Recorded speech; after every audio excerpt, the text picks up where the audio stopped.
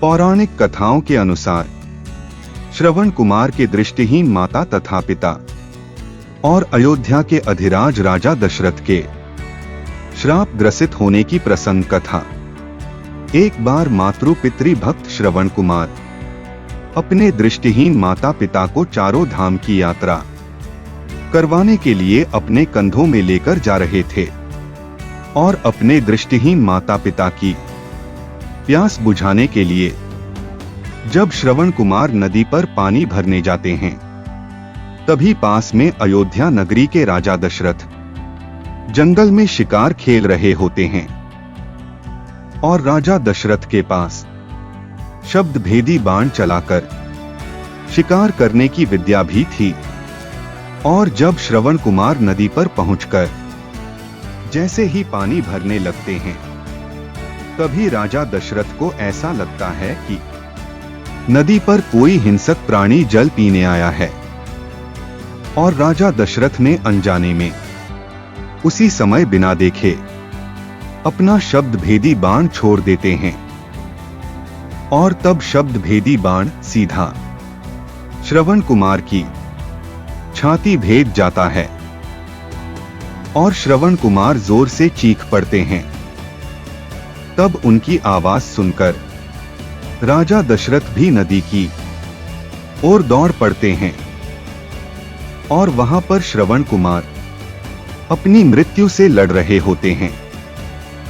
तब राजा दशरथ श्रवण कुमार का हाथ पकड़ क्षमा मांगने लगते हैं और मृत्यु को प्राप्त होने से पहले श्रवण कुमार अयोध्या के अधिराज राजा दशरथ से कहते हैं कि मेरे दृष्टिहीन माता पिता प्यासे हैं, उन्हें यह जल पिला देना।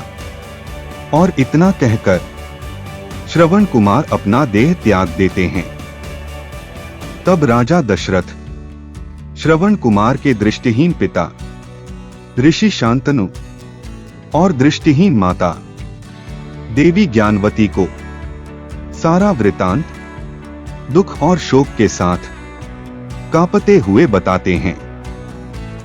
लेकिन अपने इकलौते तथा बुढ़ापे के सहारे और जीवन से भी प्रिय पुत्र की मृत्यु की समाचार सुनकर श्रवण कुमार की माता देवी ज्ञानवती उसी समय परलोक सिधार जाती हैं।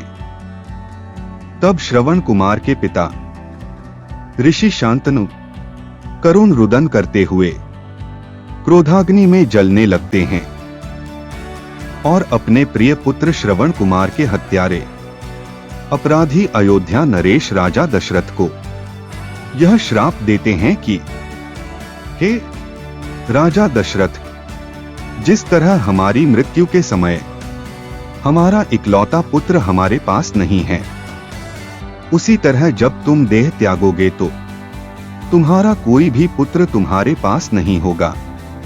और जिस तरह अपने पुत्र के वियोग में हम बूढ़े मां बाप मृत्यु को प्राप्त हो रहे हैं, ठीक वैसे ही तुम्हारी मृत्यु भी पुत्र वियोग के प्रगाढ़ दुख में होगी।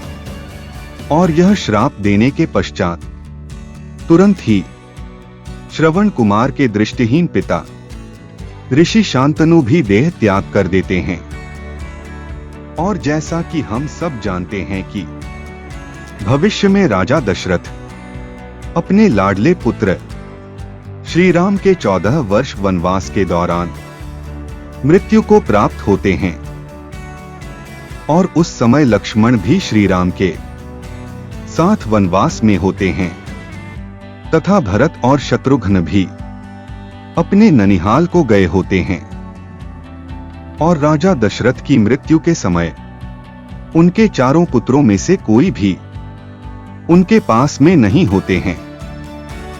और राजा दशरथ अपने बड़े पुत्र श्री राम के वियोग के प्रगाढ़ दुख में भी होते हैं।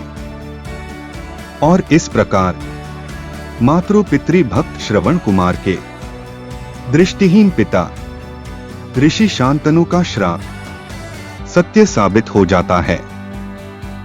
कथा को लाइक शेयर सब्सक्राइब कीजिएगा।